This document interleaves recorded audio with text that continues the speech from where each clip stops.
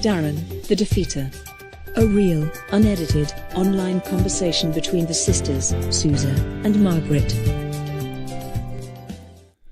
Hello, ladies. I'm having trouble with a Bible verse. Could you help me with it? Yes, we can try our best. Great. The verse is in Exodus 21, verses 20 through 21.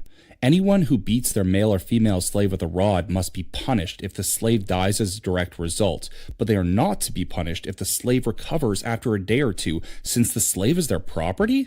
At that time they had Moses' law. And it was an eye for an eye.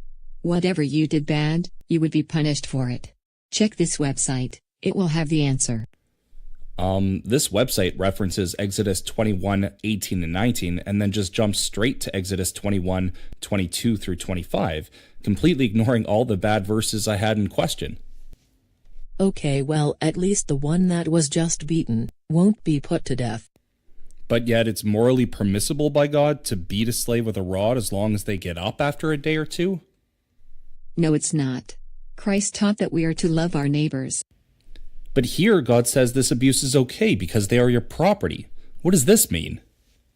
Because of the sacrifice of Christ, we don't live that law anymore, and that doesn't mean we can hurt other people.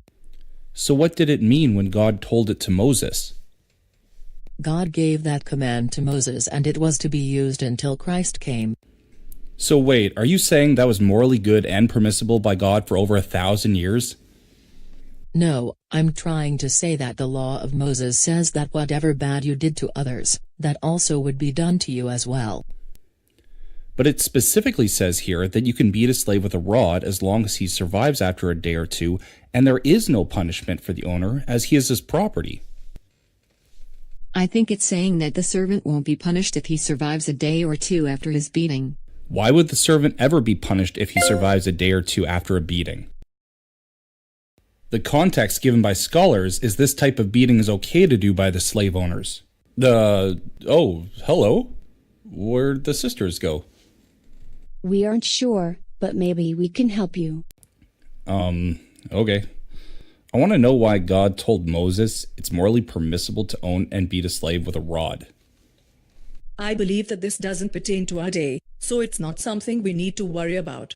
You really can't question God because He is all-knowing. This ended when Jesus came. We don't know all the answers or why God gave this command.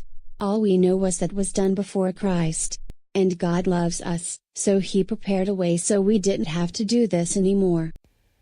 So God saw this as morally good and acceptable at some point in time? Let us read into it a little more.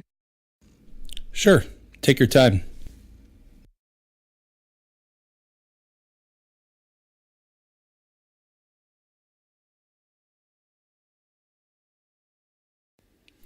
I thought God was unchanging.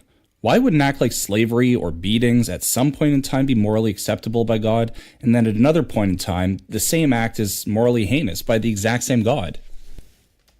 God does not change.